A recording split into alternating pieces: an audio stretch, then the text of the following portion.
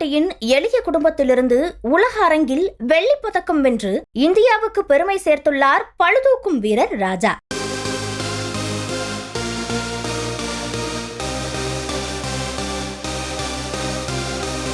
தூத்துக்குடி மாவட்டம் கோவில்பட்டி சங்கரலிங்கபுரத்தைச் சேர்ந்த முத்துப்பாண்டி பேச்சியம்மாள் தம்பதியின் இளைய மகனான ராஜா ஸ்காட்லாந்தின் கிளாஸ்கோவில் நடைபெற்று வரும் காமன்வெல்த் பளுதூக்கும் போட்டியில் 65 கிலோ எடை பிரிவில் வெள்ளிப் பதக்கம் வென்று அசத்தியுள்ளார்.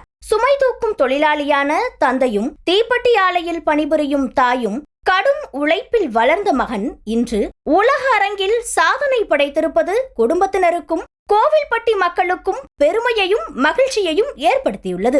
கபடி வீரராக தனது விளையாட்டு பயணத்தை தொடங்கிய ராஜா உடல் வலிமையை அதிகரிக்க ஜிம்மிற்கு சென்றபோது அவரது திறமையை கண்ட பயிற்சியாளர்கள் பளுதூக்குதல் போட்டிக்கு வழிநடத்தியுள்ளனர். தொடர்ந்து பள்ளி பருவத்திலேயே மாநில, தேசிய போட்டிகளில் வெற்றிகளை குவித்த ராஜா இந்திய அளவில் கவனம் பெற்றார். பின்னர் பெரம்பூர் ரயில்வே துறையிலும் பணியில் சேர்ந்தார். 2018ஆம் ஆண்டு காமன்வெல்த் போட்டியில் 6வது இடம், 2022ஆம் ஆண்டு உடல்நலக்குறைவு காரணமாக போட்டியை தவறவிட்ட ஏமாற்றம், இவற்றை எல்லாம் கடந்து இந்த முறை வெள்ளிப் பதக்கம் வென்று தனது விடாமுயற்சிக்கு பலன் கண்டுள்ளார் ராஜா. கூலி தொழிலாளிகளின் மகனாக தொடங்கிய பயணம் இன்று காமன்வெல்த் வெள்ளிப் பதக்கமாக மலர்ந்துள்ளது.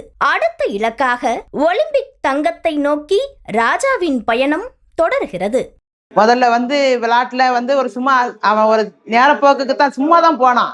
ட்ரைனிங் முதல்ல கபடி போட்டி, இந்த கிரிக்கெட்ல இந்த மாதிரி போய் விளாண்டுக்கிட்டு இருந்தவன் சும்மா தான் போய் அங்கே விளாண்டுக்கிட்டு இருக்கையில இங்கே போய் பையங்களா லீவில் சரி நம்ம போய் உடம்பு ஏதோ ஒரு பயிற்சி பண்ணுவோம் அப்படின்ட்டு போனான். போன உடனே அவனுக்கு ஆர்வம் உண்டாயிருச்சு அந்த விளையாட்டுக்கு.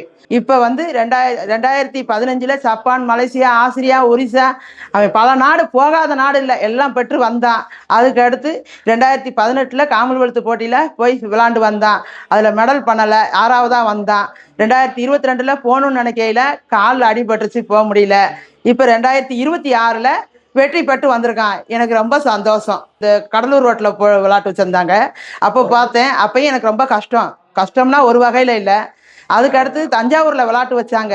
அவன் வெயிட் கொஞ்சம் 1 கிலோவா 800 கிராமா குறைக்கணும் அப்படின்னு சொல்லிட்டு காலையிலேருந்து அடிக்கிற வெயிலில், மத்தியான உச்சி வெயிலில் அவன் கஷ்டப்பட்டதெல்லாம் பார்த்தா எனக்கு அப்படியே ஏண்டா விட்டோம் என் பிள்ளைய அப்படின்னு சொல்லி வெயிலில் சட்டியோடு உட்காந்துருந்தான் சார். வேறு போர்வையை பொத்தி அப்படி சூடு வீட்டில் இருந்தால் வெயிட் குறைஞ்சிருவோம் எடா அப்படின்னு சொல்லிட்டு வெயிட்டில் உட்காந்து, அதுக்கப்புறம் அடுப்பெல்லாம் வச்சு பர்னர் அடுப்பை வெக்கையை அப்படி தீ பொருத்தி வச்சு அதில் வெக்கையில் மூஞ்செல்லாம் காட்டி அப்படி உட்காந்து முடி இருக்கும்போதெல்லாம் என் மனசு அப்படி தீயா கொதிச்சிச்சு சார். அதுக்கு அடுத்து அந்த விளையாட்டுலலாம் போயிட்டு வரும்போது உடம்புல சதை கிழிஞ்சிரும், அது கிழிஞ்சிரும். அது ரொம்ப கஷ்டப்பட்டிருக்கேன் பார்த்து. நேரடியாக விளாண்டு வந்தப்பெல்லாம் அந்த 2 தடவை 2 இடத்துல பார்த்ததெல்லாம் என் கண் கொண்டு என்னால் பார்க்க முடியல. அதுக்கு அடுத்து எந்த இடத்துல விளையாட்டு வச்சாலும் நான் போய் பார்க்க மாட்டேன் சார். எனக்கு அவ்வளோ தூரம் வேதனை அந்த பார்த்துட்டு. தமிழ்நாட்டுக்கு நடந்த போட்டியில் செல்வம் எடுத்திருக்கிறாரு. எனக்கு ரொம்ப சந்தோஷமாக இருக்குது. இது நம்ம கோவில்பட்டிக்கும் தமிழ்நாட்டுக்கும் இந்தியாவுக்கும் ரொம்ப பெருமை. இது மேலும் மேலும் இன்னும் நல்லா எல்லா பசங்களும் வளர வைக்கணும். அதுக்கு எங்கள் ஊரில் ஜிம் இல்லை. ஜிம்மு எங்களோட ஓன் துட்டு போட்டு தான் நாங்கள் எல்லாமே செய்கிறோம். எல்லாமே பசங்களை உருவாக்குறோம். இது கவர்மெண்ட் எங்களுக்கு ஒரு எஸ்டிடி கொண்டு வந்தாங்கன்னா, இது இன்னும் கோவில்பட்டியில் கொண்டு வந்தாங்கன்னா இன்னும் மேலும் மேலும் பசங்களை உருவாக்கி மேலும் மேலும் நம்ம தமிழ்நாட்டுக்கும் இந்தியாவுக்கும் பெருமை சேர்ப்பாங்க. அதனால் தயவுசெய்து மாண்புமிகு முதலமைச்சர் அவர்களை கேட்டுக்கொள்கிறேன். எங்களுக்கு தயவுசெய்து ஒரு எஸ்டிடி கோவில்பட்டிக்கு அமைச்சு கொடுக்குமாறு தாழ்மையோடு கேட்டுக்கொள்கிறேன்.